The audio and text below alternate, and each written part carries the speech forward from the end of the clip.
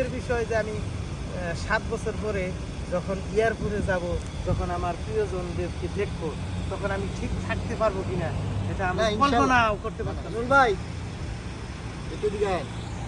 কি ভাই? তাই বই কথা কই। আচ্ছা কি পরিস্থিতি? এই তো আলহামদুলিল্লাহ আমরা ঠিক আছি। 7 বছর পরে নাকি বাইরে দেশে যাবেন, কেমন প্রিপারেশন নিলেন? আলহামদুলিল্লাহ ৭ বছর পরে ঈদের পরে কোম্পানি ছুটি দিব। ঈদের আগে দিব না? তাহলে 7 বছর ধরে দেশে কোনো ঈদ করতে পারেন নাই? না, এটা তো দুঃখজনক কথা। আসলে এটা কষ্টের বিষয়, আসলে হ্যাঁ। প্রবাসীর জন্য এটা একটা কষ্টের বিষয়। তাহলে এবার দেশে যেতেছেন, তাও ঈদ দেশে করতে পারতেছেন না? না কোম্পানিতে বলছিলাম যে ঈদের আগে আমার একটু ছুটি দেওয়ার জন্য। আচ্ছা। ৭ বছর পর দেশে যাবো, আপাতত কুরবানির ঈদটা পোলায় হান আছে না, ছেলে সন্তান, বউ বাচ্চা, মা, তাদের সাথে যে ঈদটা করার জন্য। কিন্তু দুঃখের বিষয়, প্রবাস জীবনটা এমনই কষ্ট, ঈদের পরে আমাদের কোম্পানি ছুটি দিবে। তারপরে এখন আপনি ঈদের পরে দেশে যাবেন, এখন আপনার অনুভূতি কি?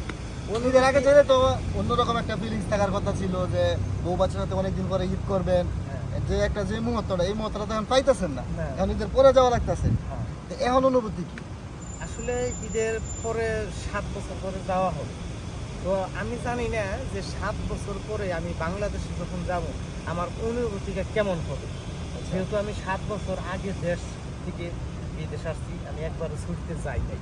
তবে 7 বছর পরে যখন আমি যাব, আমার অনুভূতিটা আমি এখন মানে ভাষায় প্রকাশ করতে পারতেছি না। কিরকম লাগবে, মানে আনন্দে আত্মহারা। হ্যাঁ, আনন্দে আত্মহারা। আচ্ছা। তবে দুঃখের বিষয় যে আমি 7 বছর পরে যখন এয়ারপোর্টে যাব, যখন আমার প্রিয়জনদেরকে দেখবো, তখন আমি ঠিক থাকতে পারবো কিনা এটা আমি না, কল্পনাও করতে পারতাম না। ইনশাল্লাহ ঠিক থাকতে পারবেন। তো এখন কেনাকাটা কি করলেন দেশে যাবেন? কেনাকাটা বলতে এখনো কিছু শুরু করি নাই, ঈদের তো মোটামুটি মাস আমি মনে হয় বাকি আছে, তো অনেক কিছু কিনতে হবে। 7 বছর পরে যাচ্ছি, কেনাকাটার শেষ নাই। ভাবি কি চাওয়া পাওয়া আছে? বাচ্চা কাচ্চা তো ছোট নাকি বড়? মোটামুটি ছেলে সন্তান তো বড় হয়ে গেছে। তারা কি কইছে কি নেওয়ার লাগিয়া? অনেকেই অনেক আবদার করছে, পয়সা বলবো। ইনশাল্লাহ তো সবার আপনার কি পূরণ করতে পারবেন? মনে হয় সম্ভব না, কি কারণে 7 বছরে অনেক টাকা পয়সা রেন্ট ছিল, রেন্টগুলা দিতেই আমার 7 বছর পার হয়ে গেছে। তারপরে সবার মনের আশায় যতটুকু সারতে হয় ততটুকু আমি চেষ্টা করবেন। যাক, ঠিক আছে। আসলে সকল প্রবাসীদের ইচ্ছা আকাঙ্ক্ষা থাকে যে দেশে যারা থাকে তারা যেন ভালো থাকে। হ্যাঁ, ঠিক আছে, এটা সকল প্রবাসীর ইচ্ছা আকাঙ্ক্ষা থাকে, এটা আমি নিজেও জানি যে সবারই এরকম একটা ইচ্ছা। তো এখন আপনি নিজের জন্য কি প্রিপারেশন নিচ্ছেন? এতদিন পরে যাইবেন, ভাবির সাথে দেয়ার টাকা তৈব, ঠিক আছে? তাহলে নিজে শারীরিকভাবে কি সুস্থ আছেন কি না, ডাক্তার দেখাইতে নাকি না, এমনি যেতেছেন দেশে আমোদ তৃপ্তি করার জন্য, কোনটা? এখন এই কথা বলতে দেখা যাচ্ছে, দেখেন প্রবাস জীবনটা হচ্ছে কষ্টের জীবন। দিন রাত 24 ঘন্টা কষ্ট করি আমরা।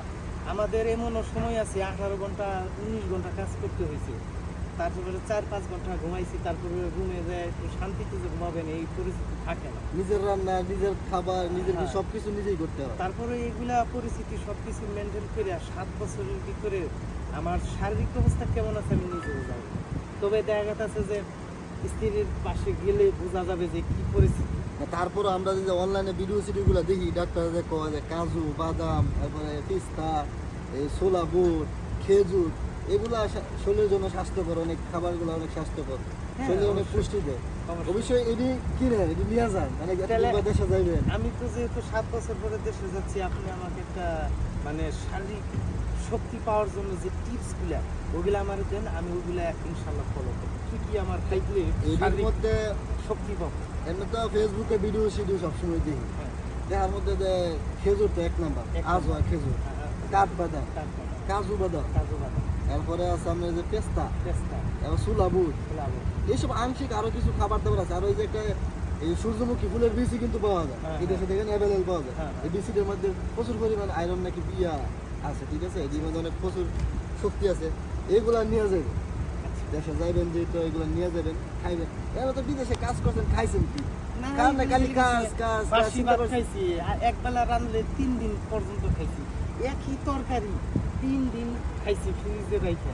এখন যেহেতু বাড়িতে যাবেন, এখন টাকার দিকে না তাকায়া, এতদিন তো দেশ গ্রাম, ভাই বন্ধু, বাপ মা বউ এসব নিয়ে ভাবছেন, এখন নিজের জন্য একটু ভাবেন।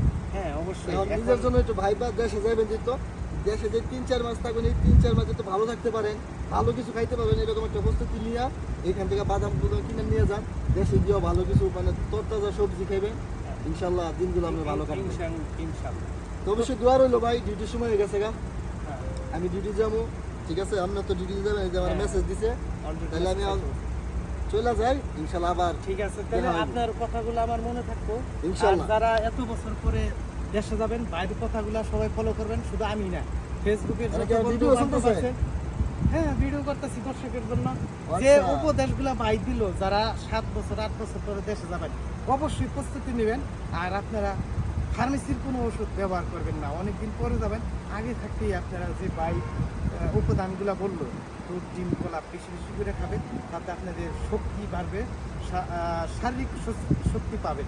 যেহেতু আপনারা 7 বছর পরে যাবেন 2 মাসের ছুটিতে, 2 মাসের ভিতরে আপনার ওয়াইফের সাথে প্রতিদিন সময় দিতে হবে।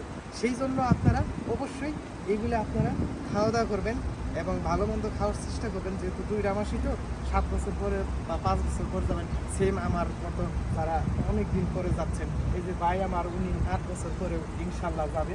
ভাই আমি দুজনে প্রস্তুতি নিতেছি এবং আপনারা আমাদের প্রস্তুতি দেখে অবশ্যই প্রস্তুতি নেবেন।